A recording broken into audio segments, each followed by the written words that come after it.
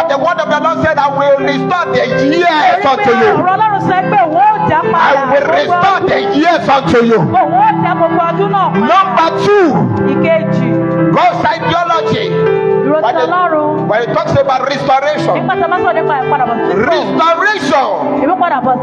is the Lord compensating you. Is the Lord compensating you. Is the Lord compensating you.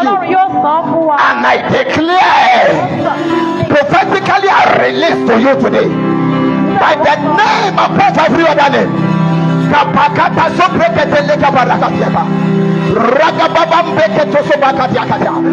Lord will compensate you today. For your service, the Lord will compensate you. Over your children, the Lord is compensating you. Over your business, the Lord is compensating you.